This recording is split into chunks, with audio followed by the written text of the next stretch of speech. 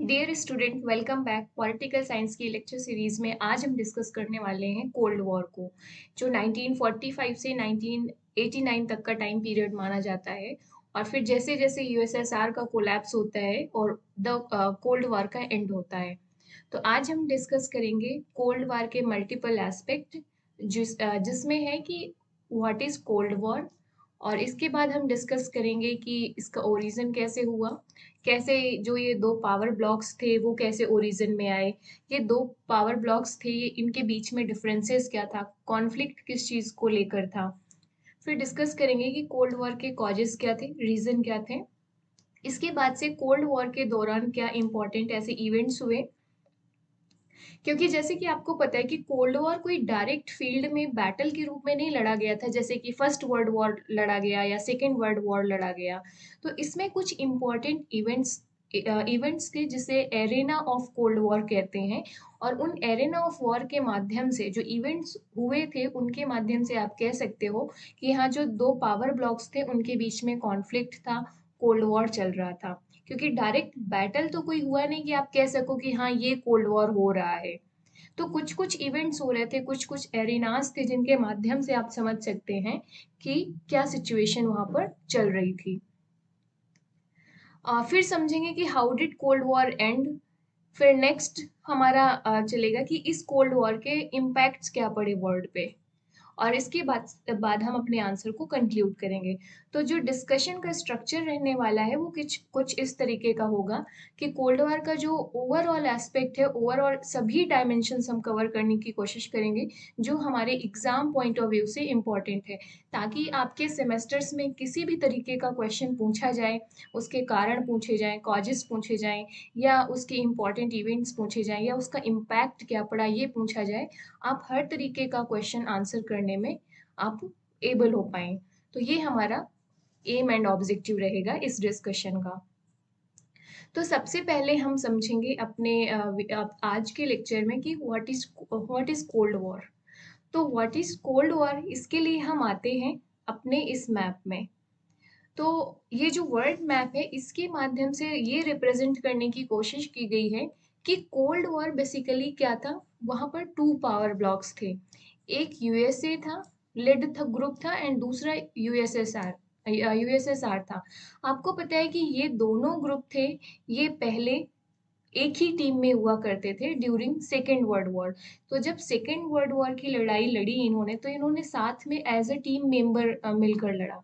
और इसके बाद से जो आपके जो दूसरा पावर ब्लॉक था उसको हराया। बट जब सेकेंड वर्ल्ड वॉर एंड होता है तो आप देखेंगे कि इन दोनों जो ये यूएसए एंड यूएसएसआर थे, दोनों के बीच में कुछ टेंशन क्रिएट होती है, सस्पिशन क्रिएट होता है, एक दूसरे को लेकर डाउट्स होते हैं कि यूएसए डोमिनेट होने की कोशिश कर रहा है, हेजेमनी क्रिएट करने की कोशिश कर रहा है, और यूएसए को लगता है कि यूएसएसआर अपनी हेजेमनी क्रिएट करने की कोशिश कर रहा है with the help of their ideologies, जो कैपिटलिज्म वर्सेस कम्युनिज्म था इसको लेकर। और दूसरा ये था कि जो दोनों ही ब्लॉग्स थे ये अपनी जो एक्टिविटीज थे उन पर प्रॉपर ट्रांसपेरेंसी नहीं रख रहे थे, कुछ सीक्रेट्स इवेंट्स चल रहे थे। तो इसको लेकर दोनों में जो ट्रस्ट था वो बिल्ड नहीं हो पाता, ट्रस्ट नहीं था दोनों के बीच में। सो यही धीरे धीरे टेंशन में क्रिएट हो गया। फिर अब ज़्यादा से ज़्यादा पावर एकोमुलेट करने का या पावरफुल होने के लिए इनके बीच में कंपटीशन शुरू हो गया, जैसे कि मैक्सिमम आर्मामेंट किया जाए, मैक्सिमम मिलिट्री को डेवलप किया जाए, मैक्सिमम टेक्नोलॉजी को डेवलप किया जाए, न्यूक्लियर आर्म को डेवलप किया जाए। तो इस तरीके का कंपटीशन शुरू होता है। इस मैप में आप ये देखो कि एक और चल रहा था अलायंस, फॉर्मेशन ऑफ अलायंस का भी कंपटीशन चल रहा था। तो दोनों ही ग्रुप, जो यूएसए की जो कैपिटलिस्ट आइडियोलॉजी थी डेमोक्रेसी, एंड यूएसएसआर जो कम्युनिज्म आइडियोलॉजी थी इनकी, तो दोनों ही मैक्सिमम जो वर्ल्ड की कंट्रीज थी उनको इन्फ्लुएंस करने की कोशिश कर रहे थे कि वो हमारे ग्रुप में आ जाएं। अब ग्रुप में आने का मतलब इनका उद्देश्य क्या था, क्यों ये ऐसे चाहेंगे कि हमारे ग्रुप में आ जाए। तो जब अगर आपको पावरफुल बनना है तो पावरफुल बनने के लिए एक तो मैक्सिमम लोग चाहिए आपको टीम में, तभी आप कह सकते हो ना कि देखो मेरी आइडियोलॉजी को ज़्यादा लोग सपोर्ट करते हैं, तो मैं पावरफुल हूँ, मेरा इन्फ्लुएंस ज़्यादा है। दूसरा, need of resources. Need of resources एक बड़ी डिमांड थी उस समय। तो अगर आपको रिसोर्सेज चाहिए तो भी तो मैक्सिमम लोगों को अपने पास रखना होगा, तभी तो पूल ऑफ रिसोर्सेज आपके पास ज़्यादा होगा। आपकी टीम में अगर फॉर एग्जांपल 5 मेंबर्स हैं, दूसरे की टीम में 10 मेंबर हैं, तो जो 10 मेंबर के कलेक्टिव रिसोर्सेज होंगे वो ज़्यादा होंगे। तो एक तरीके का accumulation of resources, availability of resources का भी एक मुद्दा था ये। पावरफुल बनने के लिए रिसोर्सेज चाहिए होते हैं ना। तो ये जो छोटे छोटे छोटे कंट्रीज थे, ये रिसोर्सेज जैसे कि ऑयल हो गया फॉर एग्जांपल फ्यूल के लिए, या मिनरल्स हो गया, इस तरीके के रॉ मटेरियल्स हो गए, इस तरीके की चीजें इनको उपलब्ध करा रहे थे। तो कई सारे डायमेंशंस थे कि टीम में नंबर ऑफ मेंबर्स बढ़ाना है, हमने अपने आइडियोलॉजी को प्रमोट करना है, हमें जो रिसोर्सेज हैं उनका एकोमोलेशन करना है। तो इस तरीके की चीज़ें थी। तो दोनों ही ग्रुप, जो यूएसए था एंड यूएसएसआर, मैक्सिमम जो वर्ल्ड कंट्रीज थी उनको अपने अपने फेवर में करने में लगे थे। उनको इकोनॉमिक एड दे रहे थे, उनको मिलिट्री सपोर्ट दे रहे थे, इस तरीके की चीज़ें चल रही थी। तो मैप में आप देखिए कि जो ये कंट्रीज हैं, जो ये ब्लू शेड में है, तो ये किसके एलाइज हुआ करते थे? ये आपके एलाइज ऑफ द यूएसए थे। यहाँ पे आप ऑस्ट्रेलिया देख लीजिए, ये सब इंडोनेशिया, इस तरीके का जापान ये देख लीजिए। तो ये किसके एलाइज थे? यूएसए के। यूएसएसआर के एलाइज आप देख सकते हैं जो ये लाइट पिंक कलर में है। So other allies of the USA, और जो थोड़ा सा डार्क पिंक में है वो communist allies of the USA थे। तो आप अफ्रीकन कॉन्टिनेंट में देख लीजिए, ये सारे ये क्या थे? यूएसएसआर के अलाइज थे। इसके बाद से आप इस तरीके का चीजें यहाँ पर देख लीजिए ये। तो ये सब इनका चल रहा था। और यूरोप में आप देखेंगे कि एक ईस्टर्न यूरोप था, एक वेस्टर्न यूरोप था। सो ईस्टर्न यूरोप किसका एलाइज था? यूएसएसआर का। और वेस्टर्न यूरोप किसका एलाइज था? यूएसए का। तो इस तरीके ये जो दो ग्रुप थे, ये दो पावर ब्लॉक थे। उसमें सिर्फ एक कंट्री नहीं थी एक पावर ब्लॉक में, अदर अलाइज कंट्रीज भी थे। इनके बीच में जो आइडियोलॉजिकल टेंशन चल रही थी, जो जो इनके डिप्लोमेटिक वॉर चल रहा था, उसे ही कोल्ड वॉर कहा गया। तो होप सो अभी आपको कॉन्सेप्ट समझ में आया होगा कि कोल्ड वॉर क्या था। अब हम थोड़ा सा इसको बुकिश लैंग्वेज में देख लेते हैं, जिससे कि आप अपना आंसर लिख पाएंगे। सो सेकेंड वर्ल्ड वॉर, जैसे कि मैंने बताया, USA and USSR become the two super power.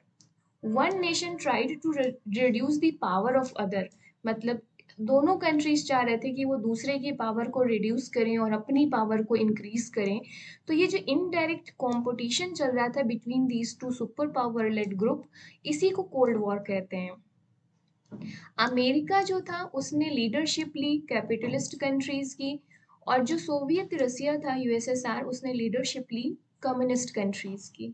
और इस तरीके से ये एक दूसरे के राइवल ग्रुप के रूप में खड़े हो जाते हैं। तो कोल्ड वॉर का जो पीरियड था 1945 से 1991 तक का, ये जो जियो पॉलिटिकल टेंशन थी, सोवियत यूनियन और उसके जो सैटेलाइट स्टेट थे जैसे कि ईस्टर्न यूरोपियन कंट्रीज, और यूनाइटेड स्टेट जिसके और उसके जो अलाइज थे जैसे कि वेस्टर्न यूरोपियन कंट्रीज, इनके बीच में जो जियो पॉलिटिकल टेंशंस थी आफ्टर सेकेंड वर्ल्ड वॉर 1945 में, इसी को कोल्ड वॉर कहा गया। अब ये जियो पॉलिटिकल टेंशन कैसे थी? तो जियो पॉलिटिकल टेंशन ऐसी थी कि ये जो कोल्ड वॉर था, ये एक तरीके का वर्बल वॉर था। और इसे डायरेक्ट बैटल फील्ड में कभी नहीं लड़ा गया, इसे वर्बली लड़ा गया। जैसे कि प्रोपोगंडा मेथड्स अपनाए गए, और ये प्रोपोगंडा मेथड्स में जैसे न्यूज़पेपर्स का यूज़ किया गया, मैगजीन का यूज़ किया गया, रेडियो का यूज़ किया गया। तो ओवरऑल आप देखेंगे कि इसको डिप्लोमेटिक वॉर का भी संज्ञा दी जाती है, इसे डिप्लोमेटिक वॉर भी कहते हैं। एक दूसरे की इमेज खराब करने की कोशिश की जाती है। होते हैं ना, कई बार होता है कि आप मान लीजिए दो फ्रेंड हैं और आपके बीच में नहीं बन रही है, तो आप डायरेक्ट एक दूसरे को मार पीट नहीं करते हो कि हॉकी लेकर गए, डंडे लेकर गए, आप मार रहे हैं एक दूसरे को, ऐसा नहीं है। आप क्या कर रहे हो? वर्बली एक दूसरे पे अटैक कर रहे हो, एक दूसरे की इमेज खराब करने में लगे हो, एक दूसरे को डिफेम करने में लगे हुए हो। तो इसे कहते हैं प्रोपोगंडा मेथड। राइट? तो ये इस तरीके का वॉर था। तो ये इसे कहते हैं कोल्ड वॉर चल रहा है दोनों के बीच में। राइट। जैसे भी प्रेजेंट में चल बोला जा रहा है कि जो यूएसए है एंड चाइना है, इनके बीच में कोल्ड वॉर चल रहा है, क्या डायरेक्ट इसको इसको न्यू कोल्ड वॉर की संज्ञा दी जा रही है। तो न्यू कोल्ड वॉर अभी प्रेजेंट में आप देखेंगे कि अमेरिका और चाइना के बीच में जो जियोपॉलिटिकल टेंशन है, जो ट्रेड वॉर है, इसको संज्ञा दी जा रही है न्यू कोल्ड वॉर की।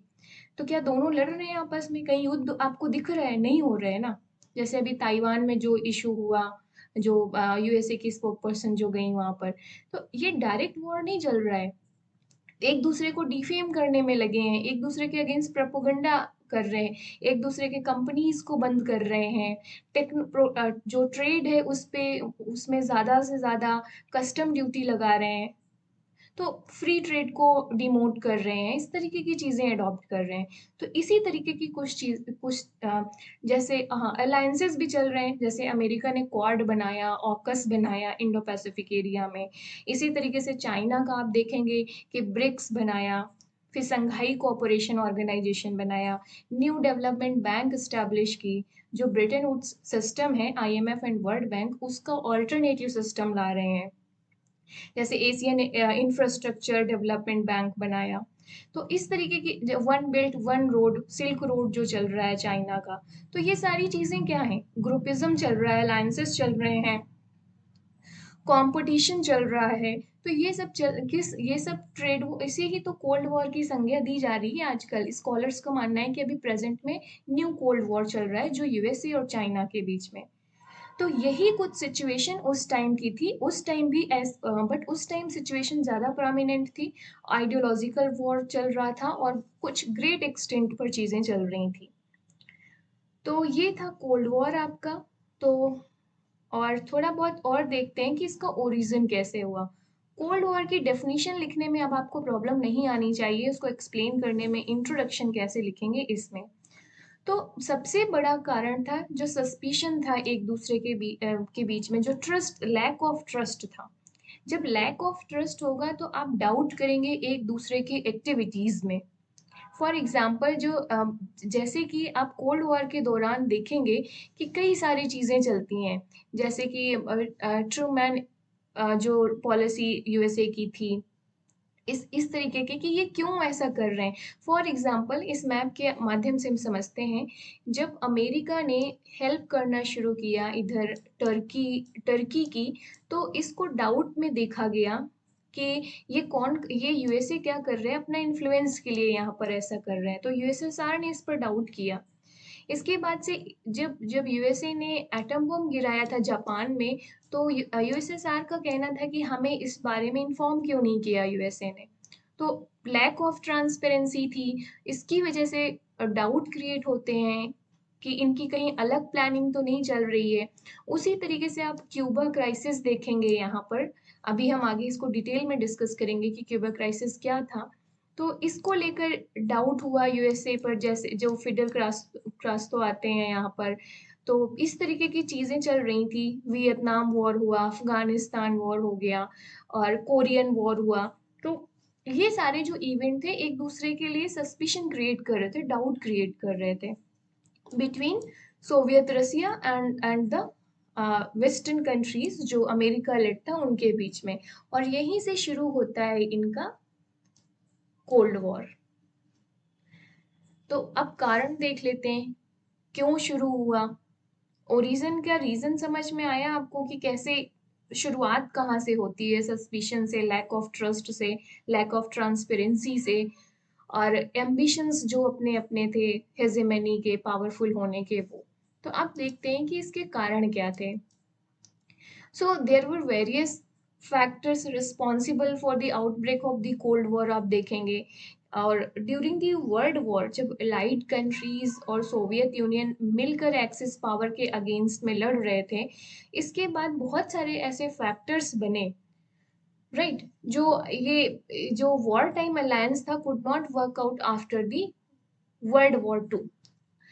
कोल्ड वॉर क्यों हुआ? जो इनके बीच में पहले इक्वेशंस थी वर्ल्ड वॉर टू के दौरान में, जहां पर एलाइड कंट्रीज जो थी, जो मित्र राष्ट्र थे, उसमें आप देखेंगे कि यूएस भी है, यूके भी है, फ्रांस भी है, और सोवियत यूनियन है। इन्होंने मिलकर लड़ाई लड़ी थी एक्सिस पावर के अगेंस्ट में। एक्सिस पावर में उस समय कौन था? नाजी जर्मनी, आपका जापान, ऑस्ट्रिया। तो आप देखेंगे कि इस तरीके की जो घटनाएं हुई। बट लेकिन जब वर्ल्ड वॉर टू खत्म हुआ और एलाइड पावर, एलाइड कंट्रीज जीत जाती हैं, तो इसके बाद से जो ये इक्वेशन थी इनके बीच में, अलाइड कंट्रीज में यूएस, यूके और सोवियत यूनियन की, इसके बाद में ये काम नहीं करती है इनकी इक्वेशन। इनमें आपस में ही मल्टीपल डिफरेंसेस हो जाते हैं और कई सारी चीजों को लेकर डिफरेंसेस होते हैं। देखते हैं हम इसे कि ये क्या क्या चीजें थी। जैसे कि इसमें देखेंगे, जो Potsdam conference was held in Berlin in 1945 among US, UK and Soviet union to discuss. तो कुछ पॉइंट को लेकर डिस्कशन करने के लिए कॉन्फ्रेंस होती है 1945 में, आफ्टर सेकेंड वर्ल्ड वॉर। तो यहीं से इनके डिफरेंसेस निकल कर आएंगे, आप देखेंगे, और यहीं से शुरुआत हो जाएगी कोल्ड वॉर की। तो पहला सबसे बड़ा डिफरेंस क्या था कि जो जर्मनी डिफीट हुआ था उसका इमीडिएट एडमिनिस्ट्रेशन कैसे हो। दूसरा, demarcation of the boundary of Poland, occupation of Austria, role of Soviet Union in Eastern Europe क्या रहेगा। सो इन सारी चीजों को लेकर कुछ डिफरेंसेस होते हैं इन जो जो ये अलाइड कंट्रीज थी उनके बीच में ही। जैसे कि Soviet Union wanted some portion of Poland, right, जो बाउंड्री कर रहा था सोवियत यूनियन की। अगर मैप में होगा, नहीं, you can not find it here, okay, ठीक है, चेक कर लेना मैप में पोलैंड की लोकेशन, तो आपको पता चल जाएगा। So to be maintained as a buffer zone, जबकि यूएसए और यूके थे इस चीज से, रसिया की इस चीज पे, यूएसएसआर की इस चीज पे एग्री नहीं करते हैं। एंड दूसरा चीज था कि USA did not inform Soviet union about the exact nature of the atomic bomb जो जापान में गिराया गया। So these kind of activities जो इन चीजों में डिसाइड करना था, और सब अपने अपने सेल्फ इंटरेस्ट को देखकर डिसीजन ले रहे थे, तो इस तरीके की चीजों ने क्या किया, सस्पिशन क्रिएट किया एक दूसरे के इंटेंशन पर, और यहीं से शुरुआत होता है आपकी कोल्ड वॉर की। तो पहला कारण तो ये हुआ कि डिफरेंसेस जो देखने को मिलते हैं, सस्पिशन देखने को मिलते हैं। दूसरा, जो ट्रूमन्स डॉक्ट्राइन थी, ट्रूमन डॉक्ट्राइन क्या थी, ये बेसिकली एक पॉलिसी थी यूएस की to stop the Soviet Union's communist and imperialist, जो इनकी पॉलिसीज थी उसको लेकर, और यहाँ पर वो इकोनॉमिक एड प्रोवाइड करते हैं इस पॉलिसी के थ्रू। जो ट्रूमन पॉलिसी डॉक्ट्राइन थी, इसके तहत यूएस ने क्या किया, फाइनेंशियल एड प्रोवाइड किया, किसको, ग्रीस एंड टर्की को। Financial aid, military aid provide करते हैं ग्रीस एंड टर्की को। एंड यहाँ पर मेन चीज क्या आती है, तो यूएसएसआर को टेंशन होती है कि ये तो हमारे बैकयार्ड में है, और हमारे नेबर्स को जो यूएसए है वो इकोनॉमिक एंड मिलिट्री एड दे रहा है। और यूएसए इसलिए दे रहा है because USA want to stop the Soviet Union's communist and imperialist जो पॉलिसीज थी उसको स्टॉप करने के लिए। तो इस तरीके की जो एक्टिविटीज थी, जब एक्शन लेगा यूएस, तो बदले में रिएक्शन आएगा कि नहीं आएगा। तो सोवियत, आप देखेंगे यूएसएसआर भी इसी तरीके की एक्टिविटीज करेगा कि यूएस के बैकयार्ड में कुछ ऐसे छोटे छोटे नेशंस होंगे जिनको इकोनॉमिक एंड मिलिट्री प्रोवाइड करेगा, और ये इसके बदले में यूएस भी रिएक्शन देगा। तो ये जो एक्शन और रिएक्शन की चीजें चल रही थी, तो ये भी बहुत बड़ा कारण बनती हैं आपके जो कोल्ड वार है उसके। तो आपको ट्रूमैन डॉक्ट्रिन समझ आई, ये क्या है, यूएस की पॉलिसी थी to provide the economic and military aid to the Greece and Turkey. And what was the aim behind this policy, to stop the Soviet Union's communist and imperialist जो approach था उसको। Next है iron curtain की पॉलिसी। सो iron curtain is the political, military, ideological barrier erected by Soviet Union after World War II to seal off itself and its dependent Eastern and Central European allies.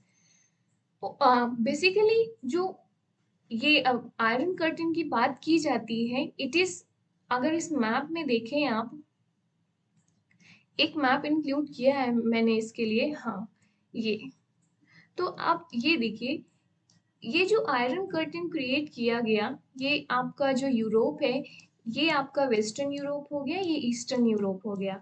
और जो eastern Europe, ये Poland की location है, ये इस map में आपको easily दिखेगा। तो इसको एडमिनिस्ट्रेशन को लेकर जो इश्यूज थे वो भी था। तो ये जो ईस्टर्न यूरोप था, ये सोवियत यूनियन का एलाई था। और यहाँ पर लेकर आप देखेंगे कि जो सोवियत यूनियन है, वर्ल्ड वॉर टू के बाद एक आइडियोलॉजिकल बैरियर यहाँ पर इरेक्ट करते हैं।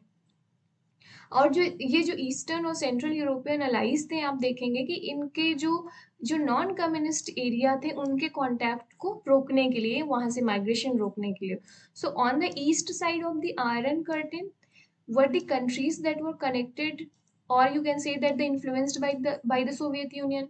And the west side में, जो आयरन कर्टन के वेस्ट साइड में, these countries were the allies of US, UK and nominally neutral कह सकते हैं आप। तो ये एक बहुत बड़ा कारण बना, जो आइडियोलॉजिकल बैरियर क्रिएट करने की कोशिश की गई। तो ये जो कंट्रीज होंगे वेस्ट अलाइज, वो क्या करेंगे, इंक्रोच करेंगे ना, और इधर की कंट्रीज इधर इंक्रोच करेंगे अपना अपना इन्फ्लुएंस बढ़ाने के लिए। यही आप चलेंगे बाद में चलकर देखेंगे कि जब एंड ऑफ कोल्ड वॉर होता है, जब कोल्ड वॉर खत्म होगा, तब आपको देखने को मिलेगा कि जो ये जो ईस्टर्न ब्लॉक था यूएसएसआर का, ये ब्रेक हो जाता है, कोलैप्स होता है, और 15 डिफरेंट रिपब्लिक स्टेट में कन्वर्ट हो जाता है, और यहीं से एंड होता है आपका कोल्ड वॉर। फर्दर हम इसे डिस्कस करेंगे। तो ये इसका बहुत बड़ा रोल था कोल्ड वॉर में। दूसरा और कारण क्या था, आप आइडियोलॉजिकल डिफरेंसेस कह सकते हैं, जो कैपिटलिज्म वर्सेस कम्युनिज्म की जो था, दोनों ही आइडियोलॉजिकल अपोजिट थे, और अपनी अपनी आइडियोलॉजी को के और दूसरी कंट्रीज को उनके अपने अंडर इन्फ्लुएंस में लाने के लिए जो इनके प्रयास थे, वो चीज़ें चल रही थी, तो वो भी जियोपॉलिटिकल टेंशन क्रिएट किया। फॉर्मेशन ऑफ अलायंस, जैसे कि नाटो, वार्सा पैक्ट, इनके थ्रू अलायंसेस बनाने का जो एक कंपटीशन चल रहा था, कि अपने टीम में ज़्यादा से ज़्यादा लोगों को शामिल किया जाए, और अपने जो मेंबर कंट्रीज थे ग्रुपिज्म के, अपने अपने जैसे नाटो के मेंबर, वार्सा पैक्ट के मेंबर, उनको वो military and economic aid provide कर रहे थे। इस तरीके से न्यूक्लियर आर्म रेस चल रही थी।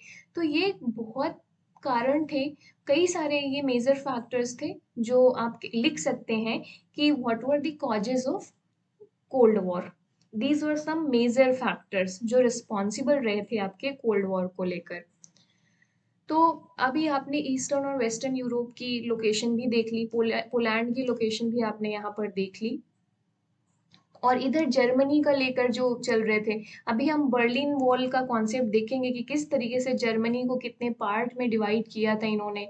जो इसका इधर का पार्ट था वो रसिया को दिया गया, और इधर का जो पार्ट था ये अब यूके यूएसए ने मिलकर किया। और जो इवन जर्मनी जो बर्लिन इनकी कैपिटल थी, उसको भी दो भाग में डिवाइड करते हैं किस तरीके से। तो ये भी हम अभी देखेंगे कि कितना बड़ा कारण बना था ये एक कोल्ड वॉर के दौरान, इसका क्या बड़ा रोल रहा था। फर्दर चलते हैं, इम्पोर्टेंट इवेंट्स। ऐसे कौन से इवेंट्स, या इसे आप एरेना ऑफ कोल्ड वॉर कह सकते हैं, जहां जहां पर आपको कोल्ड वॉर डायरेक्टली देखने को मिलेगा। ऐसे कुछ इवेंट्स थे जिनके थ्रू आप कह सकते हैं कि हाँ, कोल्ड वॉर एग्जिस्ट कर रहा है, कोल्ड वॉर चल रहा है, this is the consequences, this is the result of cold war आप देखने को मिलेंगे। तो कुछ इवेंट्स के थ्रू आप ये गेस करेंगे। तो पहला था बर्लिन ब्लॉकेड 1948 में। अब बर्लिन ब्लॉकेड क्या था आपका, तो ये जो टेंशन चल रही थी सोवियत यूनियन और एलाइड कंट्रीज के बीच में, जो यूएसए ये लेड ग्रुप था, तो ये देखेंगे कि ये आपको जो सोवियत यूनियन है, इसने बर्लिन ब्लॉकेड किया इन 1948 में। ये जो बर्लिन ब्लॉकेड था, it was an attempt by the Soviet union to limit the ability of allied countries to travel their sectors of Berlin. तो ये कैसे था, आपको पता है कि बर्लिन को, जो कैपिटल थी जर्मनी को, उसको दो पार्ट में डिवाइड किया गया था, East Berlin, West Berlin. East Berlin and West Berlin, एक कंक्रीट वॉल खड़ी की गई थी, वायर की and concrete wall, Berlin Wall जिसे कहा गया। तो बर्लिन को दो भाग में बांटा गया। जैसे मान लीजिए ये जर्मनी है, राइट, हम यहाँ पे देख लेते हैं, ये जर्मनी है और इसकी कैपिटल फॉर बर्लिन यहाँ कहीं आसपास है। तो बर्लिन को भी, ये कैपिटल है, उसको भी दो भाग में बांटा गया, जैसे कि East Berlin and West Berlin. और ईस्ट बर्लिन किसके पास हो गया, यूएसएसआर के पास, एंड वेस्ट बर्लिन हो गया यूएसए के पास में। और ये जर्मनी है। तो जर्मनी को भी कई भाग में बांटा गया। तो जो रसिया था उसका पार्ट कुछ यहाँ तक था। मतलब ऐसा था कि जो बर्लिन कैपिटल थी वो रसिया की जो यूएसएसआर, रसिया का मतलब यूएसएसआर, तो यूएसएसआर का जो एरिया था उसमें पूरी तरीके से आ रहा था। तो यूएसए ने क्या किया, इसे ब्लॉकेट किया, क्योंकि जो यूएसए एंड यूके जो ये एरिया था वो लोग यहाँ पर नहीं जा पा रहे थे। फिर एयरलिफ्ट करके बहुत सारी चीज़ें वहाँ पर पहुँचाई जाती हैं, ऐसी चीज़ें देखने को मिली थी। तो ये भी टेंशन क्रिएट करता है। बट ऑब्वियस है, अगर लोग यहाँ से मूव करके जा रहे हैं यहाँ पर और आप इसे ब्लॉक कर दें, तो फिर टेंशन क्रिएट होगी ना। जैसे कि अभी ट्रम्प एडमिनिस्ट्रेशन के दौरान आप देखने को आपको मिला होगा कि एक चीज़ का जो प्रोटेक्शनिज्म के तहत ट्रम्प ने कहा था कि वो मैक्सिको के इधर जो यूएस और मैक्सिको का बॉर्डर है यहाँ पर पूरी वॉल खड़ी कर देंगे। इस तरीके की चीज़ें हुई थी। उन्होंने बोला। तो ये यही चीज़ें चल रहा था उस टाइम यहाँ पर। तो बर्लिन वॉल का जो कॉन्सेप्ट था आपको समझ आया होगा, बर्लिन ब्लॉकेड का 1948 का, कि कैसे रसिया ने ट्रबल क्रिएट की थी जो यूएसए लेड ग्रुप था उसके लिए। फिर बाद में आप देखेंगे कि 1989 में जाकर जो ये बर्लिन वॉल है इसको गिरा दिया जाता है, और इसलिए सिंबॉलिक रिप्रेजेंटेशन था to end of the cold war. Next Afghanistan war. तो एक ये भी एक इवेंट था। तो इन द 1980s आप देखेंगे कि United State had done in Vietnam, Soviet union intervened in Afghanistan. So in response USA ने क्या किया, मुजाहिदीन जो अफगानिस्तान गुरिल्ला था उसे सपोर्ट किया against the communist countries like USSR, by sending उन्हें इकोनॉमिक एड प्रोवाइड किया, उन्हें वेपन्स प्रोवाइड किए, मिलिट्री एड प्रोवाइड करी। तो ये एक आप टेंशन का एरेना था। दूसरा वियतनाम वॉर, तीसरा वियतनाम वॉर। सो वियतनाम वॉर भी मतलब एक तरीके का क्या था, जो नॉर्थ वियतनाम था और साउथ वियतनाम, इनके बीच में जो कॉन्फ्लिक्ट कराया गया, तो यूनाइटेड स्टेट को आप देखेंगे कि ये बहुत भारी पड़ा था, बहुत ज़्यादा लॉस हुआ था, इकोनॉमिकली बहुत ये मतलब लॉस किया यूएसए को। तो ये एक इशू देखने को मिलेगा आपको। फिर बर्लिन वॉल का थोड़ा कॉन्सेप्ट देखते हैं। हालांकि मैंने आपको समझा दिया कि बर्लिन वॉल क्या थी। जैसे कि ये पूरा एक बार फिर समझ लेते हैं। ये जर्मनी है, ये हिस्सा यूएस का है, यूएस लेड कंट्रीज, और ये था यूएसएसआर का, जर्मनी, ऐसे डिवाइड किया गया। और जो बर्लिन था वो कहीं यहाँ पर आ रहा है, राइट। तो इसमें भी दो पार्ट थे, ईस्ट बर्लिन, वेस्ट बर्लिन। तो वेस्ट बर्लिन किसकी कैपिटल हुई, ये ग्रुप की। तो ये यहाँ जाएंगे तो रसिया के क्षेत्र से होकर जाएंगे ना, तो रसिया ने इसे ब्लॉक किया। इसी ब्लॉकेट को बर्लिन ब्लॉकेट बोला गया। तो एयर, अब ये कैसे जाएंगे, ये लोग एयरलिफ्ट मतलब बाई एयर यहाँ पर सामान पहुंचाएंगे, मूवमेंट करेंगे, या जो भी करना होगा वैसे एक्टिविटीज करेंगे। This was the major tension. तो आप यहाँ से देख सकते हो, हिस्ट्री ऑफ बर्लिन वॉल अगर पढ़ना है तो आप यहाँ पर इसको, इस स्लाइड को पॉज कर लेना और पढ़ लेना इसको डिटेल में। और बर्लिन वॉल कब गिराई जाती है, 1981 में, और ये symbolic and of the cold war होता है। ओके। और फिर इसके बाद से कोलैप्स ऑफ यूएसएसआर होगा, और जो जो ईस्टर्न यूरोप था उसकी कंट्रीज 15 रिपब्लिक में डिवाइड हो जाती हैं। तो ये है, हाँ ये मैप हो गया आपका जर्मनी का जो ये है बर्लिन वॉल का जो पाथ था। आप ये देखेंगे कि ये डिवीजन था, ये सोवियत सेक्टर था, इसके बाद से ये सेक्टर आपका जो यूएसए लेड ग्रुप था, जैसे कि फ्रांस, ब्रिटेन, जो यूनाइटेड किंगडम और अमेरिका, इन तीनों का डिवीजन था। और बर्लिन यहाँ कहीं पर आएगा। तो इसको भी ईस्ट और वेस्ट बर्लिन में डिवाइड किया गया था, राइट।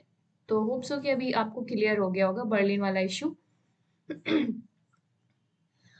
हाँ, एक और हम पढ़ते हैं मार्शल प्लान। हमने ट्रूमैन डॉक्ट्राइन पढ़ी ना, मार्शल प्लान को देखते हैं क्या था इस कोल्ड वॉर के दौरान। तो मार्शल प्लान बेसिकली क्या था, एक यूएस की पॉलिसी थी। यूएस की पॉलिसी थी जो किस लिए था, जिसका एम क्या था, यूरोपियन रिकवरी प्रोग्राम। इसे आप मार्शल प्लान को कह सकते हैं कि it was European recovery programme. मतलब सेकेंड वर्ल्ड वॉर के बाद यूएस ने एक पॉलिसी लाया कि जो लॉस हुआ है, जो डैमेज हुआ है इकोनॉमी, जो यूरोपियन कंट्रीज की इकोनॉमीज को, जो स्पेशली जो वेस्टर्न यूरोपियन कंट्रीज थे, जो यूएस के एलाइज थे, उनको इकोनॉमिक फाइनेंशियल हेल्प की जाए। और ये हेल्प करने के लिए यूएसए एक प्लान लाया जिसे कहते हैं Marshall Plan. So one of the aim of the जो इकोनॉमिक रिकवरी प्रोग्राम था to promote the economic recovery of Europe. However this was an economic extension of Truman doctrine. तो ट्रूमैन डॉक्ट्रिन हमने कहाँ देखा था कि कैसे ग्रीस और टर्की में यूएसए ने फाइनेंशियल एंड मिलिट्री एड दी थी, और बेसिकली ये किस तरीके क्यों एक्सटेंशन कर रहे थे, एक तरीके से अपनी इकोनॉमी को भी स्ट्रांग करना है, और यूएसएसआर का जो कम्युनिस्ट आइडियोलॉजी थी उसकी स्प्रेड को भी रोकना है, राइट। नेक्स्ट नेक्स्ट अब जो पॉलिसी थी वो कम्युनिफॉर्म की, जैसे कि ये सोवियत यूनियन का आइडिया था।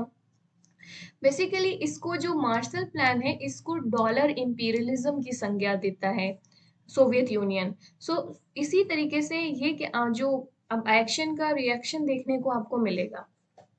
जब यूएस ने ये एक्शन लिया तो उसका रिएक्शन भी यूएसएसआर देगा, वो अपनी पॉलिसी लेकर आएंगे, तो इसे कम्युनिस्ट इंफॉर्मेशन ब्यूरो कहेंगे। ये 1947 में लॉन्च किया गया, that was launched in by the Soviet Union in response to Marshall Plan, and it was an organisation to draw together mainly eastern European countries. जो ईस्टर्न यूरोपियन कंट्रीज हैं उनकी help के लिए हो गया। नेक्स्ट इवेंट आप NATO versus Warsaw Pact जो alliances का फॉर्मेशन था वो देखेंगे।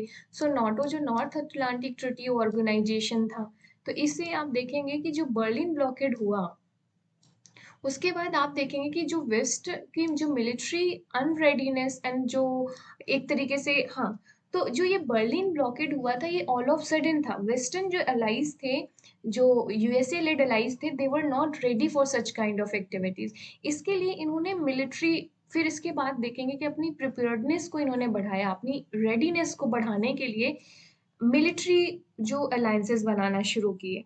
मिलिट्री अलायंसेस इस तरीके से किए जाएंगे कि जैसे ये मैप है ना, हाँ, फॉर एग्जांपल आपका ये जर्मनी में ये सिचुएशंस हुए थे, राइट। तो अगर ये क्या करेंगे, अपना जो इन्फ्लुएंस है आपको चेकोस्लोवाकिया में बढ़ा लें या पोलैंड में बढ़ा लें, तो अगर जर्मनी यूएसएसआर इनको ब्लॉकेड यहाँ करता है, तो अगर ये मान लीजिए यूएसए का एरिया हो गया, मिलिट्री अलायंस हो गया, या नाटो का मेंबर हो गया, तो ये इस जो यूएसए है ये इस एरिया को यूज कर सकता है ना ब्लॉकेड के लिए, ताकि यूएसएसआर का भी कनेक्शन ईस्ट जर्मनी से कट जाए।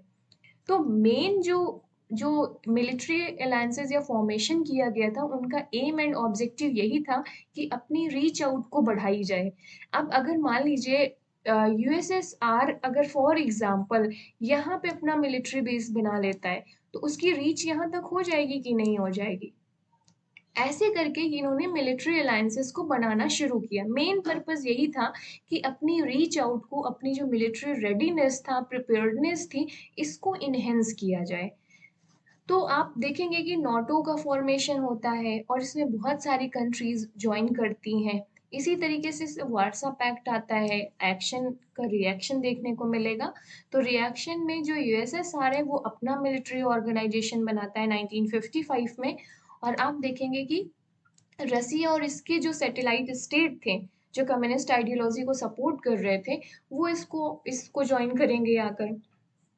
तो ये भी क्या था, एक म्यूचुअल डिफेंस एग्रीमेंट था।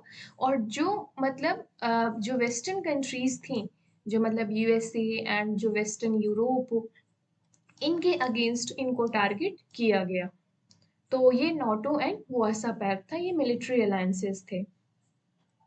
नेक्स्ट स्पेस जो रेस देखने को आपको मिलेगी यहाँ पर। तो स्पेस रेस में आप देखेंगे कि एक तरीके से ड्रामेटिक एरिना था ये कोल्ड वॉर कंपटीशन का। आप देखेंगे कि कोल्ड वॉर कंपटीशन वहां पर इस चीज के लिए भी तो चलेगा ना कि किस तरीके से हम अपने आप को सुपीरियर रखें, पावरफुल रखें। इसके लिए इन्होंने स्पेस रेस करी, आर्म रेस करा, तो सैटेलाइट वगैरह लॉन्च होंगे, आप ये देखेंगे यहाँ पर। फिर मून में जाएंगे, ये सब चीजें आप देख लो यहाँ पर, ये सब बेसिक है, आपको पता ही होगा। इसके बाद से आर्म रेस, तो किस तरीके से न्यूक्लियर वेपन्स डेवलप किया जाता है, तो न्यूक्लियर एज शुरू होती है यहाँ पर। और एक और जो इम्पोर्टेंट एरेना था वो क्यूबा का जो मिसाइल क्राइसिस था 1962 में, वो देखने को मिलेगा। अब ये पूरी कहानी क्या है, इसको समझने की कोशिश करते हैं। तो कोल्ड वॉर में जो क्यूबा कैसे इन्वॉल्व होता है और कैसे इसके डिप्लोमेटिक रिलेशन शुरू होते हैं, वो आपको देखने को मिलेगा।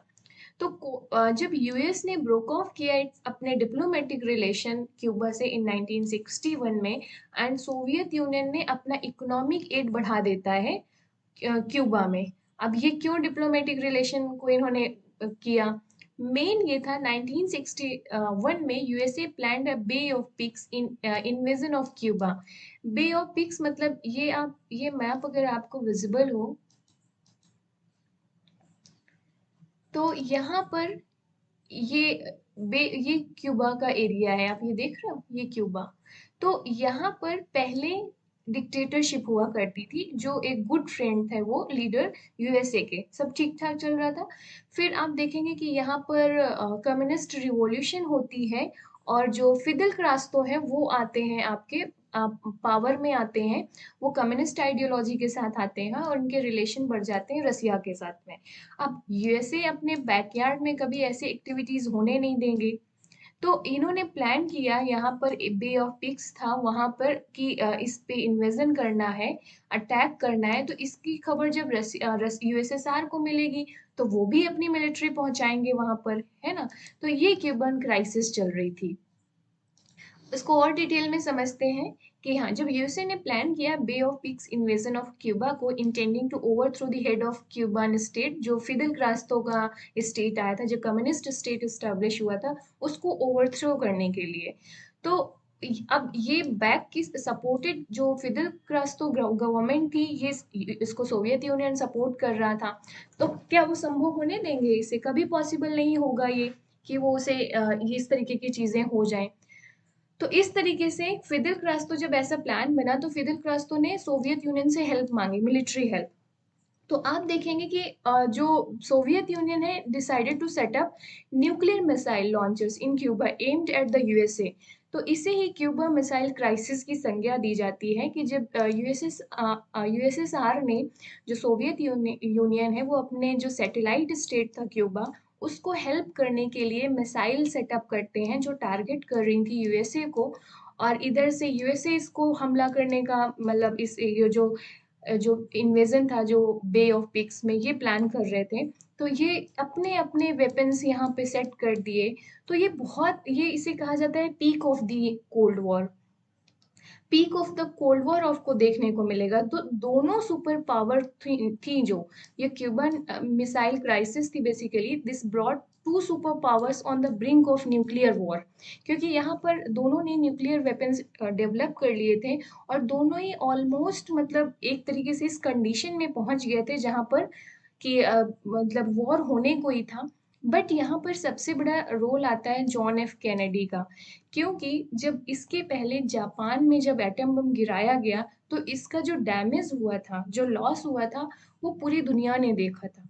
और पूरी दुनिया फिर से इस तरीके की डैमेज को हो, इसके लिए प्रिपेयर नहीं थी, कोई भी इसे सपोर्ट नहीं करेगा।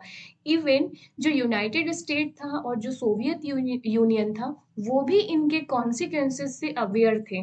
कोई नहीं चाहेगा कि इस तरीके का वॉर हो जिसमें ना आप एग्जिस्ट, ना एनिमी एग्जिस्ट करेगा और ना हम एग्जिस्ट करेंगे।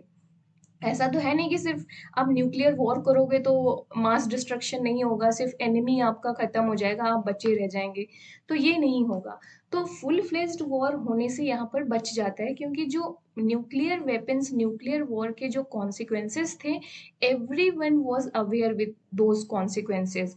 तो जो जॉन एफ कैनेडी हैं, और जो रसिया के जो लीडर्स थे और जो यूएसए के लीडर्स थे, इन्होंने रेशनैलिटी दिखाते हुए एक मतलब डिप्लोमेसी मतलब का यूज किया, और डिप्लोमेटिकली इस तरीके की सिचुएशन क्रिएट की कि इस तरीके की जो क्राइसिस होने वाली थी, ऑलमोस्ट न्यूक्लियर वॉर होने वाला था, उसको अवॉइड करने में ये लोग सक्सेसफुल हुए।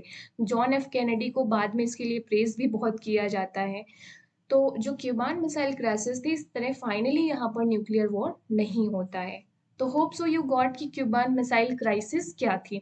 एक स्टोरी की तरह सिंपली इसे समझना है आपको कि किस तरीके से पहले क्यूबा में यूएस लेड मतलब यूएस सपोर्टेड डिक्टेटरशिप स्टेट था। फिर फिदेल कास्ट्रो ने जो वहाँ पे कम्युनिस्ट रिवॉल्यूशन लाते हैं, जैसे कि यूएसएसआर में हुआ था। तो यहाँ पर जब कम्युनिस्ट रिवॉल्यूशन होगी, फिदेल कास्ट्रो गवर्नमेंट में आते हैं, तो ये इसे यूएसएसआर बैक्ड गवर्नमेंट माना जाएगा। तो अब ये चीजें, अब यहाँ पर फिर एक ये प्लेटफॉर्म बन जाता है यूनाइटेड स्टेट और सोवियत यूनियन के लिए लड़ाई के लिए। यूनाइटेड स्टेट ने प्लान किया कि वो फिदेल कास्ट्रो गवर्नमेंट है इसको ओवरथ्रो करेंगे, और उन्होंने पिग ऑफ जो बे ऑफ पिग था इन्वेजन करने के लिए इन्होंने यहाँ पर प्लान किया। तो जो यहाँ क्यूबा की जो गवर्नमेंट थी, उन्होंने सोवियत यूनियन से हेल्प मांगी। उन्होंने अपने न्यूक्लियर वेपन लाकर यहाँ पर लगा दिए जो यूनाइटेड स्टेट को टारगेट करेंगे। तो इस तरीके से आप देखेंगे कि ये पूरी सिचुएशन को क्यूबन मिसाइल क्राइसिस कहा गया। और किस तरीके से फिर आप देखेंगे कि इन दो जो लीडर्स थे उस टाइम के, उन्होंने डिप्लोमेटिकली इस सिचुएशन को हैंडल किया और न्यूक्लियर वॉर को होने से रोका। Got it? Cuban missile crisis क्या थी 1962 की? तो इसे peak of the cold war बोला जाता है, क्योंकि ये almost they were on the brink of nuclear war, but फिर भी नहीं हुआ। तो इस तरीके की इतनी ज्यादा जियोपॉलिटिकल टेंशन चल रही थी कि वॉर, कई बार ऐसा हुआ है कि वॉर होते होते रुके हैं, बट फाइनली कोल्ड, इसीलिए इसे कोल्ड वॉर कहते हैं। एक्चुअल वॉर कभी नहीं हुआ, छोटे मोटे झड़प, प्रोपोगंडा, आइडियोलॉजिकल वॉर, ये सब चलता रहा। तो अब हो गई, हमने मेजर मेजर इवेंट जो एरिना ऑफ कोल्ड वॉर थे वो सारे समझ लिए। अब समझते हैं जो कोल्ड वॉर के कई मतलब यहाँ पर मेनली आप 7 फेजेस में बांट सकते हो। और जब आप कोल्ड वॉर को और ठीक से क्लैरिटी लानी है, अगर आपको कोल्ड वॉर पूरा जो ये मुद्दा है, तो उसको हम वेरियस फेजेस में डिवाइड कर देते हैं, राइट। और उस फेजेस के थ्रू आपको और क्लैरिटी आएगी कोल्ड वॉर की जो सिचुएशंस थी या कोल्ड वॉर का जो कॉन्सेप्ट है। तो जो मल्टीपल फेजेस हैं उनके माध्यम से हम समझते हैं कि ये कैसे कैसे कैसे हुआ। यहाँ से क्या है ना, एक आपको टाइमलाइन मिलेगी स्टोरी की कि कैसे चीजें शुरू हुई, फिर क्या क्या हुआ, फिर किसने क्या एक्शन लिया, क्या रिएक्शन हुआ। इससे पूरी टाइमलाइन क्लियर होगी और पूरी स्टोरी आपको और ठीक से समझ में आएगी। ओके, तो हम फेजेस को डिस्कस करते हैं। तो जैसा कि पता है कि कोल्ड वॉर कोई एक सिंगल डे में हुआ नहीं है, ये एक लॉन्ग टाइम पीरियड था, 1945 से 1991 तक का। तो इसमें अब ऐसा भी नहीं कि कोल्ड वॉर सब हमेशा एक जैसा ही रहा है। तो डिफरेंट फेजेस से आप समझ पाएंगे कि कब कैसी घटना हुई, बीच में आपको कोऑपरेशन भी देखने को मिलेगा थोड़ा सा। तो cold war did not occur in a single day, it passed through the several phases. पहला जो फेज है आपका 1946 से 1949, ये वो फेज था जहां पर अमेरिका और सोवियत यूनियन ने एक दूसरे पे डाउट करना शुरू किया। ओरिजिन ही यहीं से होता है, कोल्ड वॉर कैसे केम इनटू एग्जिस्टेंस, ओरिजिन में कैसे आता है, एक दूसरे का जो डिसबिलीफ थे, जो सस्पिशंस थे, डाउट थे, म्यूचुअल लैक ऑफ ट्रस्ट था, यहीं से शुरुआत होती। सो जो अर्ली फेज था, it was basically the phase of lack of trust, एक दूसरे पे ट्रस्ट नहीं था। So America always tried to control the red regime in Russia, जो वहां पे कम्युनिस्ट गवर्नमेंट थी। विदाउट एनी हेजिटेशन आप देखेंगे कि सोवियत रसिया ने क्या किया, स्टैब्लिश कर लिया communism by destroying democracy in Poland, Bulgaria, Romania, Hungary, Yugoslavia और ईस्टर्न यूरोप कंट्रीज। हमने देखा ना कि जो यूरोप था वो दो पार्ट में डिवाइडेड था, वेस्टर्न यूरोप, ईस्टर्न यूरोप।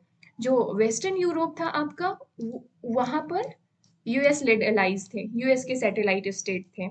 इसके बाद जो ईस्टर्न यूरोप था वो सोवियत यूनियन के सैटेलाइट स्टेट थे। तो इस तरीके से आप देखेंगे कि अमेरिका चाहता था कि वो रेड रजीम को कंट्रोल करे, लेकिन आप देखेंगे कि रसिया उतनी ही तेजी से कम्युनिज्म को इस्टेब्लिश करता जा रहा था कई जगह पे बाय डिस्ट्रॉइंग द डेमोक्रेसी, जैसे Poland, Bulgaria and eastern Europe के दूसरे और भी कंट्रीज थे। तो यहीं से मेन शुरुआत हो जाएगी आपकी कुछ कोल्ड वॉर की, और फिर यहीं पर आपका आता है ट्रूमैन डॉक्ट्राइन, मार्शल प्लान आपको देखने को मिलेगा, फिर नाटो का स्टैब्लिशमेंट देखने को मिलेगा, बर्लिन ब्लॉकेड देखने को मिलेगा यहाँ पर। तो ट्रूमैन डॉक्ट्राइन हमने ऊपर समझ ली कि कैसे ये यूएस की पॉलिसी थी, इकोनॉमिक और मिलिट्री एड दे रहे थे ग्रीस एंड टर्की को। मार्शल प्लान ये भी यूएस की पॉलिसी थी, जहां पर इकोनॉमिक रिकवरी कर रहे थे, कहां पर, ईस्ट वेस्टर्न यूरोपियन कंट्रीज की।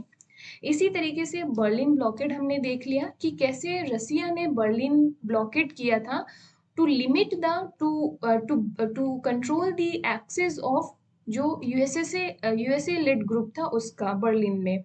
इसके बाद से कैसे फिर जब बर्लिन ब्लॉकेड के बाद अपनी मिलिट्री रेडीनेस को बढ़ाने के लिए क्या शुरू किया गया, नाटो, ताकि हम अपनी हर जगह रीच और एक्सेस को बढ़ा सकें।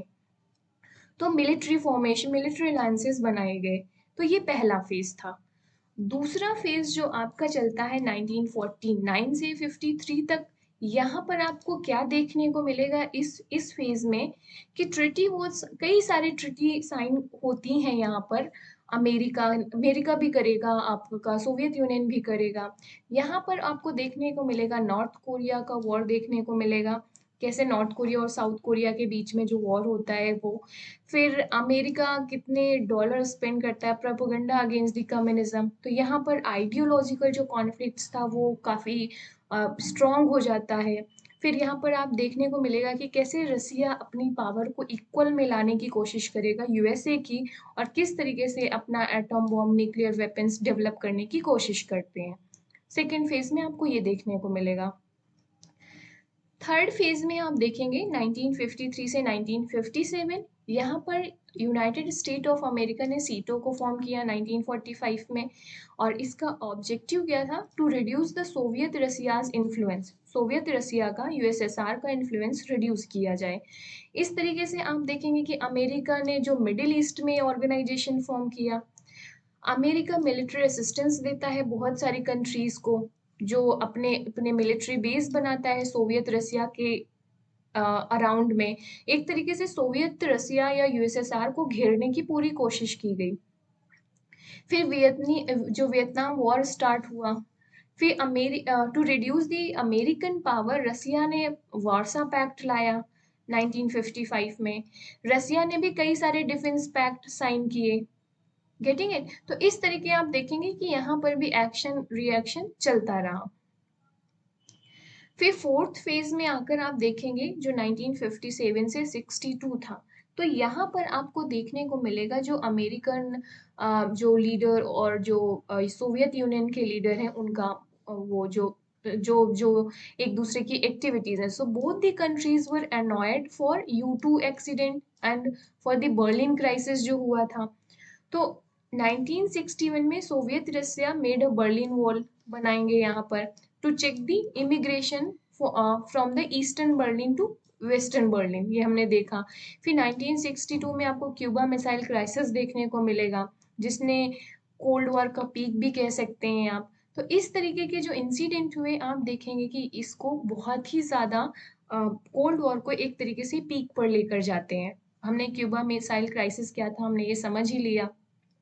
So these incident basically created an atmosphere of conversation between American president and Russian president जो थे। क्यूबन क्राइसिस मिसाइल को अवॉइड किया गया, तो डिप्लोमेटिकली अवॉइड किया गया ना, तो जो इस तरीके का हाई एटमॉस्फेयर क्रिएट किया गया, जहां पर ये दोनों countries almost on the brink of nuclear war, तो इन्हें इन्हें ये फील हुआ, ये एहसास हुआ कि हमें एक दूसरे के साथ कम्युनिकेट करना पड़ेगा।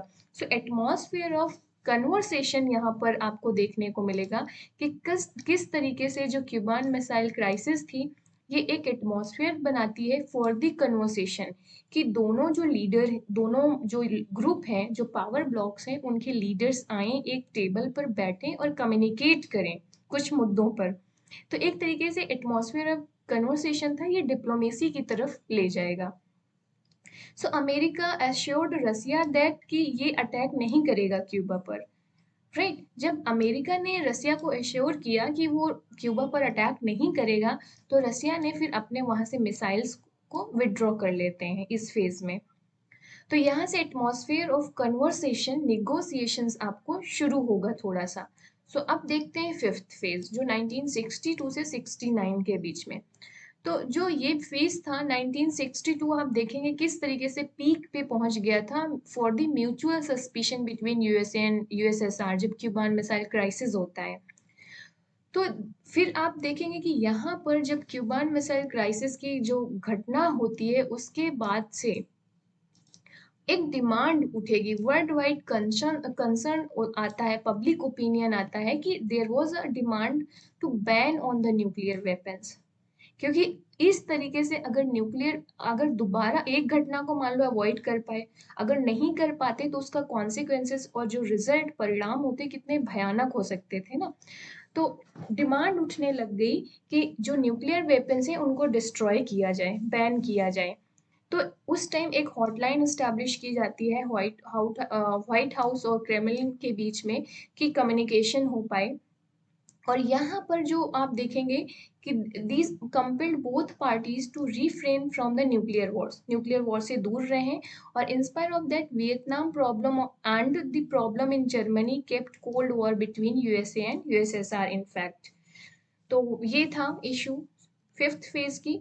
सिक्स फेज में जो 1969 एंड 1978 का था, यहाँ पर देखते हैं क्या था। So this phase commencing from 1969 was marked by the detente. Detente basically जो सिक्स्थ फेज था 1969 से 68 के बीच में, इसे detente कहा गया।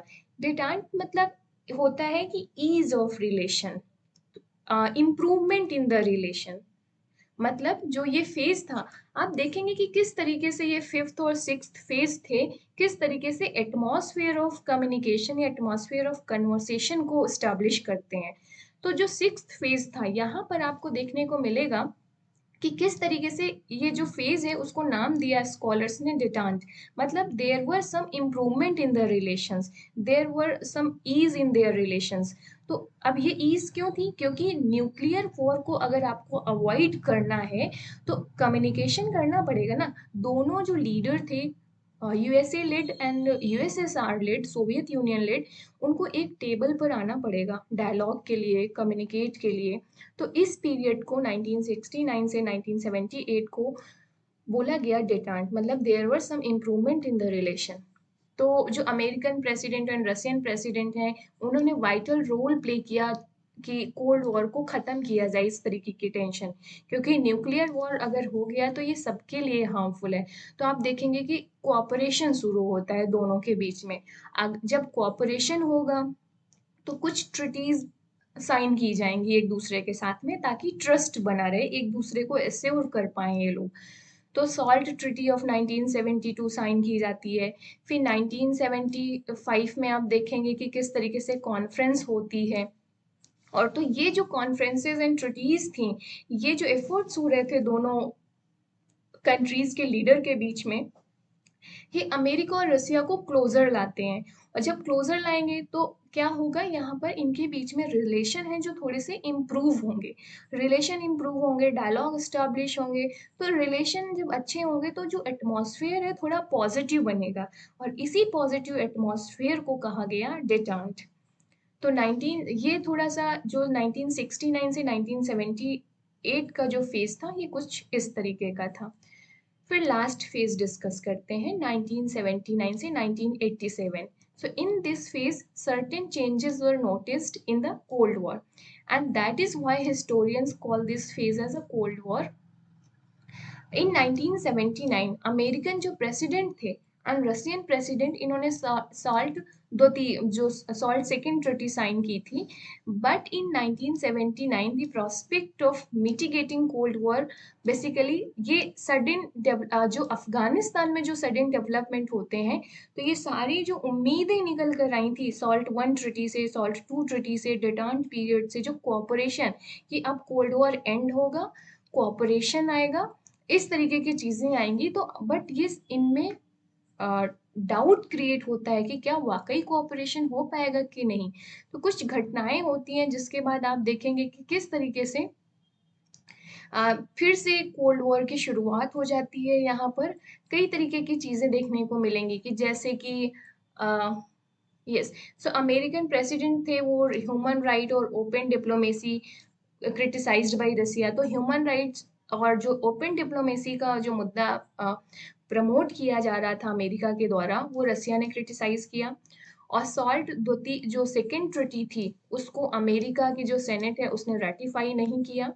और 1980 में आप देखेंगे कि अमेरिका ने ओलंपिक जो मॉस्को पे हेल्ड किए गए थे उनको बाइकॉट किया। और उसके 4 साल बाद जब 84 में ये जब लॉस एंजलिस में हो रहे थे, अमेरिका में हो रहे थे ओलंपिक, तो रसिया ने बाइकॉट किया। तो एक्शन एंड रिएक्शन फिर से शुरू हो गया था इस फेज में। एक थोड़े से टाइम पीरियड के लिए कोऑपरेशन हुआ था, बट फिर वो अपने अपने ओरिजिनल पोजीशन पर आ गए थे। सो ये एक फिर से कोल्ड वॉर शुरू रहा टिल 1987 तक। अब and of the cold war कैसे हुआ? तो and of the cold war जब 1991 में कोलैप्स होता है सोवियत यूनियन का। और ये कोलैप्स कैसे हुआ, ये जो इस मैप के थ्रू देखते हैं हम, इस मैप के थ्रू। तो ये जो रसिया के एलाइड कंट्रीज थी जो ईस्टर्न यूरोप, इन्होंने खुद ही डिनाई कर दिया कौन क्या चीज को, जो communist government, communist economy government setup आप कह सकते हैं, सिस्टम कह सकते हैं उसको। और इन्होंने क्या उसे खुद रिजेक्ट करना शुरू कर दिया। और ये क्या हुए, ये कोलैप्स मतलब इसको बोला जाता है दीज पार्ट, जो इसका ये यूएसए का ग्रुप था, इनमें ब्रेक होता है और 15 डिफरेंट रिपब्लिक्स में ये डिवाइड हो जाते हैं। तो इस तरीके की घटना ये बेसिकली कमजोर बना देता है यूएसएसआर ब्लॉक को। और इसी ये घटना को, जो कोलैप्स ऑफ यूएसएसआर है, इस घटना को क्या कंसीडर किया जाता है, यूएसए की हेजेमनी एस्टैब्लिश हो गई। मतलब कि यूएसए जीत गया। जो कैप क्यों यूएसए जीत गया? क्योंकि उसकी आइडियोलॉजी जीत गई।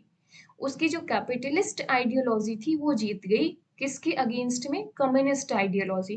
क्योंकि जो यूएसएसआर सोवियत यूनियन के एलाइज ने ही रिजेक्ट कर दिया था सोवियत यूनियन की आइडियोलॉजी को। तो इसे एक बहुत ही बड़ी विक्ट्री कुछ स्कॉलर्स ने, या अमेरिका और अमेरिकन के जो अलाइज थे उन्होंने इसे एज अ विक्ट्री लिया अपनी। तो यहाँ से फिर कोल्ड वॉर आप देखेंगे कि खत्म होता है। तो हमने बहुत सारी घटनाएं, कारण, एंड फेजेस, हमने ये चीजें देख ली हैं। और अब देखते हैं end of the cold war हो गया हमारे यहाँ पे। So what were the reason of the collapse of Soviet Union? क्या ऐसे कारण थे कि सोवियत यूनियन का कोलैप्स हुआ? तो मिलिट्री रीजन।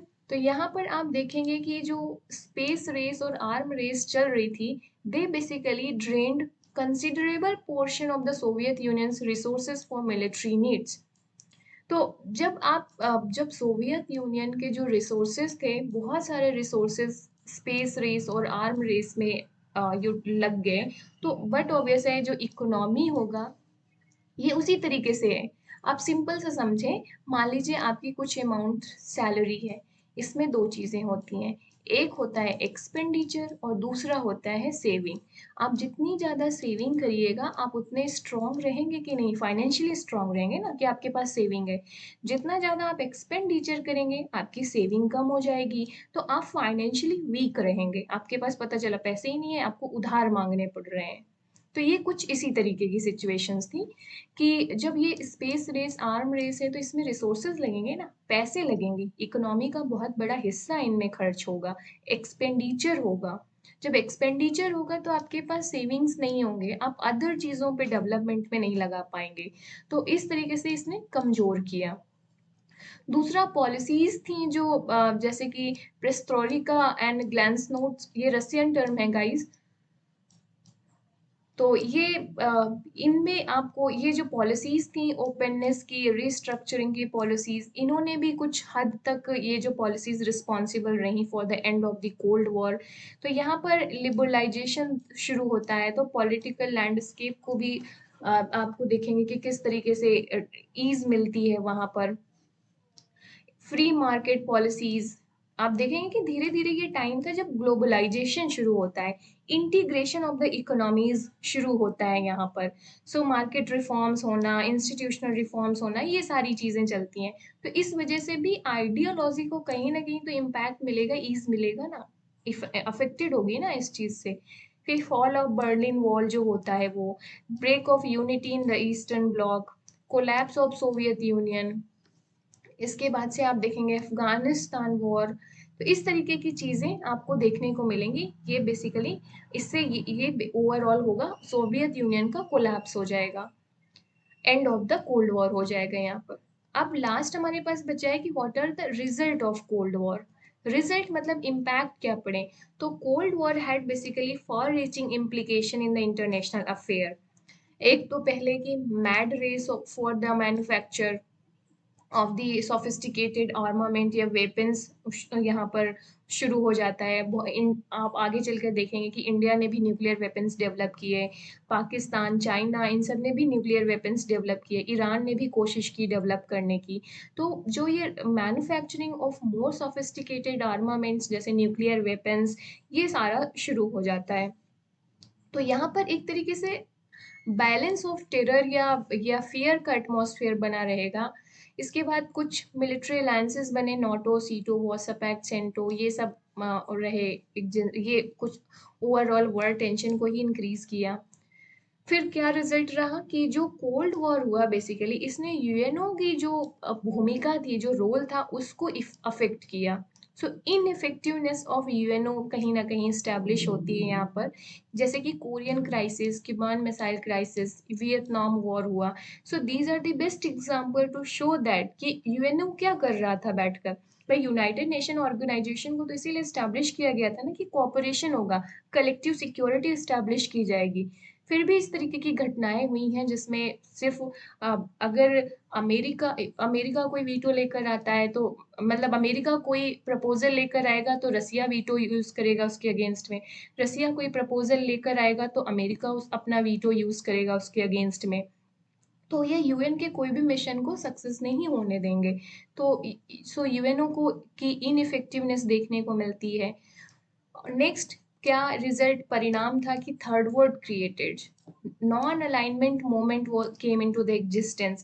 थर्ड वर्ड, इस पर मैंने नॉन अलाइनमेंट में एक सेपरेट वीडियो डिटेल में बनाया, आप चाहें तो जाकर उसको देख सकते हैं। सो यहाँ पर समझने के लिए नॉन अलाइनमेंट मूवमेंट एग्जिस्टेंस में आया थर्ड वर्ल्ड कंट्रीज के द्वारा। थर्ड वर्ल्ड कंट्रीज वो ग्रुप था, कंट्रीज का वो ग्रुप था जो इन दोनों पावर ब्लॉक थे इनसे अलग रहकर अपनी सेपरेट फॉरेन पॉलिसी को परस्यू कर रहे थे। मतलब इनका ये था कि ये जो पावर पॉलिटिक्स चल रही है हमको इसमें नहीं पड़ना, हमें अपने नेशनल इंटरेस्ट को ध्यान में रखना है। उसके हिसाब से हम किसी के अलाई नहीं बनेंगे, हमारे लिए हमारे नेशनल जो इंटरेस्ट है वो महत्वपूर्ण है। तो ये था third world countries non alignment movement, जिसमें इंडिया की बहुत बड़ी भूमिका रही है। नेक्स्ट इम्पैक्ट देखने को मिलेगा कि जो मैन काइंड के अगेंस्ट में बहुत लॉस था, क्योंकि अननेसेसरी ह्यूज एक्सपेंडिचर हो रहा था आर्मामेंट प्रोडक्शन में, मिलिट्री में, स्पेस टेक्नोलॉजी में और न्यूक्लियर टेक्नोलॉजी में, वेपन्स बनाने में। तो ये लोगों जो ह्यूमन राइट डेवलपमेंट में होना चाहिए, जो ह्यूमन डेवलपमेंट में जो रिसोर्सेज खर्च किए जाने चाहिए, जो उनके लिविंग स्टैंडर्ड को इम्प्रूव करने में जो पैसा रिसोर्सेज खर्च किया जाना चाहिए, वो कहाँ खर्च हो रहा है, आर्मामेंट में। मतलब जो मिलिट्री रेस चल रहा था, आर्म रेस चल रही थी, वहां पर पैसे खर्च हो रहे थे। तो ये बहुत बड़ा लॉस होता है ह्यूमन सिविलाइजेशन को, जहाँ पर आप लोगों की लाइफ को बेटर करने के लिए रिसोर्सेज खर्च नहीं कर रहे हैं। तो ये इसको कह सकते हैं आप। नेक्स्ट क्या चलता है कि whole world as a family का जो कॉन्सेप्ट था ये अफेक्टेड होता है due to frustration of the cold war. तो ये it was not a healthy sign for the mankind. So वसुधैव कुटुंबकम या whole world as a family, इसका जो आइडिया या प्रिंसिपल था, it was shattered on the rock of frustration due to cold war. Next है कि atmosphere of disbelief among the countries was created by this event, cold war, right? Next है कि the cold war was disturbed the world peace. तो cold war ने world peace को भी disturb किया। भाई यूएनओ का फॉर्मेशन किस लिए किया गया था? World stability and world peace के लिए। ये सिर्फ आइडिया ही रह गया। जो कोल्ड वॉर था, इस तरीके का जो एटमॉस्फेयर क्रिएट किया जहां पर अलायंसेस काउंटर अलायंसेस चल रहे थे, प्रोपोगंडा चल रहा था, डिफेम कर रहे थे एक दूसरे को, कई सारी क्राइसिस हुई। ये सब ने जो परपेचुअल पीस का आइडिया था कांट का, डेमोक्रेटिक पीस, परपेचुअल पीस का जो कॉन्सेप्ट दिया गया था, वो शैटर्ड होता है। तो ये कुछ इम्पैक्ट हैं, आप लिख सकते हैं कि क्या कोल्ड वॉर के क्या इम्पैक्ट पड़े, क्या क्या रिजल्ट रहे वो। अब हम इस कंक्लूजन के थ्रू एंड करते हैं अपने डिस्कशन को। वीडियो थोड़ी लंबी हो गई गाइस, बट सारी चीज़ें डिटेल में कवर करना ज़रूरी था। तो and of the cold war mark the victory of US and bipolar world order turn into the unipolar. Cold war को बेसिकली कहा गया कि दो पोल हैं, एक यूएसए लेड था, एक यूएसएसआर लेड था। तो जब इसका कोलैप्स हो जाएगा, इसकी पावर कम हो जाएगी, तो क्या होगा? कहा गया कि अब सिर्फ एक पोल बचा है। पहले ये बाईपोलर वर्ल्ड था कोल्ड वॉर के दौरान, अब इसको यूनिपोलर कहा जाने लगा। सो जो यूएस की विक्ट्री हुई, इसे यूनिपोलर में कन्वर्ट कर दिया वर्ड को। एंड आप देखेंगे कि पोजीशन ऑफ यूएस होती है वो बहुत ही पावरफुल हो जाती है धीरे धीरे, जिसको जिसको बोला जाएगा हेजेमनी ऑफ द यूएस। तो इस तरीके से आप इसको कंक्लूड करेंगे, और इसे हम बात करेंगे कॉन्टेम्पररी, अभी प्रेजेंट से भी इसे जोड़ेंगे करंट से। तो करंट में बात की जाती है, there are emergence of various economies like Japan, Australia, India, China, Brazil. तो इसे कहा जाएगा कि अभी जो वर्ल्ड है it look more multipolar and has led many to predict the decline of west and the rise of east. Present में एक ये भी कॉन्सेप्ट चल रहा है कि जो डिक्लाइन हो रहा है वेस्ट का मतलब यूएसए, यूरोपियन कंट्रीज, तो there is a rise of rest. तो इसे न्यू कोल्ड वॉर की भी संज्ञा दी जा रही है। प्रेजेंट में न्यू कोल्ड वॉर चल रहा है। अब न्यू कोल्ड वॉर क्या समझना है? अगर आपको समझना है कि what is new cold war, अभी प्रेजेंट में यूएसए और चाइना का क्या स्टेटस है, इसे न्यू कोल्ड वॉर क्यों कह रहे हैं, क्या फैक्टर रिस्पॉन्सिबल है, इसके कॉन्सिक्वेंसेस क्या होंगे, तो इस पर एक अलग से डिटेल वीडियो बन सकती है। ये एक इमर्ज अभी कॉन्टेम्पररी टॉपिक है, it is a issue in trend. तो अगर आपको समझना है तो let me know into the comment box, हम इस पर एक डिटेल डिस्कशन करेंगे अलग से। अभी के लिए बस इतना ही कि जो अभी प्रेजेंट में सिचुएशन चल रही है यूएसए और चाइना के बीच में, जो ट्रेड वॉर है, जो इनके बीच में कॉन्फ्लिक्ट चल रहा है, इसको भी जिस तरीके से चाइना एक ऑल्टरनेटिव सिस्टम बना रहा है, अपना वन बेल्ट वन रोड का कॉन्सेप्ट हो, ब्रिक्स का जो अलाइंसेस चल रहे हैं, काउंटर अलाइंसेस बन रहे हैं, ये सब cold war, new cold war में आ रहे हैं। तो हाँ, ये आप अपने आंसर को जो प्रेजेंट में चल रही है सिचुएशन इंडो चाइना के रिलेशन को लेकर, इसको करते हुए कंक्लूड करोगे, ताकि एग्जामिनर को लगे ना कि आप प्रेजेंट सिचुएशन से भी अवेयर हैं कि प्रेजेंट में क्या चल रहा है। कोल्ड वॉर तो हो गया, जो होना था 1991 में खत्म हो गया। प्रेजेंट की सिचुएशन क्या है, इससे जरूर कनेक्ट करना इस टॉपिक को, जब भी इस पर आंसर लिखना, इसको कंक्लूड करते हुए। राइट, आप देखना आपको मार्क्स बहुत अच्छे मिलेंगे इस पर। तो ये बहुत ज़रूरी है, being a political science student आपको करंट मुद्दों से भी अवेयर रहना है, और स्पेशली जब आप इंटरनेशनल रिलेशन पढ़ रहे होंगे तब। तो ख़त्म करते हैं इस वीडियो को गाइज यहाँ पर ही। Thanks for watching. Hope so कि आप कोल्ड वॉर का जो कॉन्सेप्ट है उसमें कुछ क्लैरिटी आई होगी, आपको कॉन्सेप्ट समझ में आया होगा, और आपके पास इनफ कंटेंट यहाँ पर मिल गया होगा जो जिससे आप अपने आंसर को लिख पाएंगे। और कोशिश ये करिएगा कि एक स्टोरी फॉर्म में इसे याद करने की कोशिश करिएगा कि कैसे कैसे चीज़ें हुई, एक टाइमलाइन के रूप में, जो हमने फेजेस डिस्कस किए हैं उसके थ्रू। तो अगर कोई डाउट है तो let me know into the comment box. और जैसे मैं हमेशा कहती हूँ कि मैं डाउट को कमेंट में नहीं एक्सप्लेन करूँगी, उससे रिलेटेड जब नेक्स्ट टाइम कंटेंट बनेगा उस पर एक्सप्लेन करूँगी। फॉर एग्जाम्पल, जब हम अगर आप चाहेंगे तो हम न्यू कोल्ड वॉर पे एक अलग वीडियो बनाएंगे, और कोल्ड वॉर के जो डाउट होंगे वो हम उस वीडियो में कंसीडर कर लेंगे, उस पर डिस्कस कर लेंगे। राइट, सो मुझे फीडबैक ज़रूर देना, कमेंट ज़रूर करना, जिससे कि मुझे ये पता चले कि हाँ आपकी नीड क्या है और आपको कहाँ डाउट है या आपका क्या मानना है इस कॉन्सेप्ट के बारे में, और मुझे फीडबैक भी मिलेगी कि मुझे अभी फर्दर इम्प्रूवमेंट क्या करना है। So thank you so much guys, see you in the next video, तब तक के लिए bye bye, take care and keep learning, keep exploring.